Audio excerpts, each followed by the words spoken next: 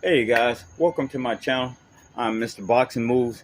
I want to talk about a video or fight I saw tonight involving Blair the Flair Cobb versus Alexis Rocha, which was a very entertaining fight. I like Blair because he talks a lot of shit, which is good. Problem is his technique uh, in fighting a smaller fighter. Okay, basically, the guy has no fundamentals. So in this video, I want to talk about the most important punch in boxing is the jab. And what I feel like most fighters or most trainers don't teach when it comes to the jab is the different variations of jab, right? You have what you call your standard jab, which is a straight jab, your standard jab, which is if you do it right, it is you shoot it from the elbow, right? You shoot it from the elbow. So the punch is here. Ash, ash. You bring it back to your face. It goes out and it comes back faster than it left your body, right? So it's ash, ash, ash, ash, ash, ash. That's your standard jab. And you have to think about shooting it, not throwing it with all your power from the shoulder. It is a straight shot that comes from the elbow. So you just shoot it. Ash, ash, ash. And you step into it from the back foot, not the front foot. So when you step into this jab, if whatever your weight is what in other words, I weigh 195 pounds. So when I throw my jab, when I shoot my jab, ash, ash, ash, that is 195 pounds that you feel, not just my arm. Feel me? It's not just or me stepping with my front foot. It is stepping from my back foot, which means my momentum of 195 pounds of force is coming with this punch, right? So that's the first punch. That's the first punch. And I'm going to look at my notes because I have a few, like I said, there are a lot of variations of jab, and I want to cover them all in this video, and I'm going to try to make this as quick and succinct as possible. So the next one is a flick jab. A flick jab, you're just flicking it out there. Right? You're trying to keep your opponent at bay because he don't know when something heavier is going to come. So you're just flicking it out there. You're just keeping him at bay, right? You're not putting a lot on it. You're just keeping him at bay. You're keeping him at the end of your punches, right? Third jab is going to be a back fist jab, which is a back fist in martial arts is like this. Back fist here and it comes forward. In boxing, a back fist is illegal, but what you can do is at the very last second, you can turn that punch over.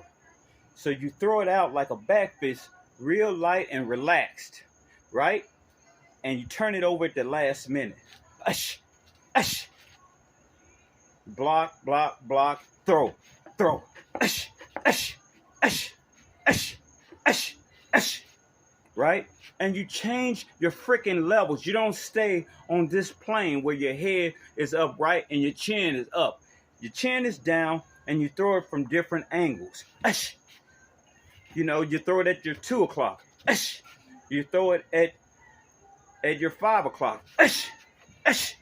Ash. You're just trying to keep your opponent at bay, right? To set up maybe an uppercut, right? So you go ash, ash, ash, ash. Here, like that. The next jab is your corkscrew jab.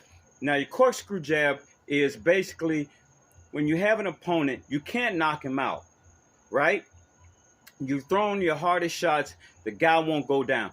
But what you can do is bruise your opponent to make him start bleeding, right? And maybe you can get a stoppage. So that punch is, a corkscrew punch is, you throw your jab, and at the last second when it makes contact with his face, you turn it over. So it's here, boom, turn it over. Boom, turn it over. And every time you do that, you're bruising the guy's face, right? Bruising. You're causing cuts, right? So that's here. So you ish, ish, ish, ish, turn it over. Turn it over on his face. And that'll cause some real heavy damage, abrasions to his face. And maybe over time, over the rounds, it may stop the fight, especially if your opponent is a bleeder. And the next one, vertical jab. This jab is perfected for, think Manny Pacquiao. This is for guys that have that high guard and they're like here.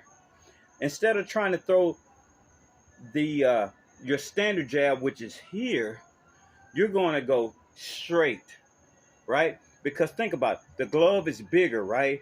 The guy's going to have his guard like this. So when you turn it over, that guard is going to deflect a punch that's trying to come in, because it's going to have it's too wide to fit into that. But what you do is you throw it straight with your first two knuckles up or vertical here. So it's ush, ush, ush. And then you can come back with your other power shots, right? You're trying to penetrate his guard. That, like I said, this works good for somebody with a peekaboo style or with a high guard here, right? The next one is the strong jab. Strong jab is from the shoulder. Now this is the one where I think most fighters get a jab mixed up, because they're trying to throw a strong jab as a regular jab, and that's what causes them to get tired or they hurt themselves. A strong jab is a power punch, right? So it's not from the elbow. Like I said, a straight jab is ush, ush. This is from the shoulder, so you step into it, so it's ush, ush. Same thing, you bring it back to your chin as soon as you throw it. Ush, ush, ush, ush, ush, ush, ush. Same thing, and that will back your opponent up, right? And then off of that, you can do feints. You can feint that and come back with a right hand, or you can feint that, come up with an uppercut, or you can feint that and come with a hook, right? A lot of things you can do. Next one is a hook jab. A hook jab is somebody, if you're facing a southpaw, right? So you guys are trading jabs. You're on the same plane. A hook jab comes around the guard, comes around his fist, right? So you throw it like this. A good example of a person who utilized the hook jab is Marcos Maidana, right? So when you're facing somebody that's a southpaw, or you're a southpaw and you're facing an orthodox fighter, and you find that you can't get your jab in there, he's blocking them all, then come around. That means the elbow comes up, and over this way. So it's ush, ush, ush, ush, ush, like that. Last one, pawing jab. That's simple to keep your opponent at bay. So it's here. So you're just pawing with it, right? You're just pawing with it to keep him outside, to keep him from coming in, and then you can change that up and do those other variations. You can go a pawing jab, straight jab. You know, pawing jab, straight jab. Pawing jab, strong jab, right? And then you can come with your other shots, your power shots. So in this video, I hope this helped a lot of you guys. If you need more information, just DM me or go into my comment section, and please subscribe to the channel if you found any benefit to what I'm saying. And I'll look forward to seeing you guys in the next video. Keep working hard, keep training, keep learning. And another thing, learn to look at the old fighters from yesteryear, from the 90s, the 80s, the 70s, the 60s, and you will find a lot of great techniques in those videos. All right? Keep training hard. Keep at it. Mr. Boxing Move.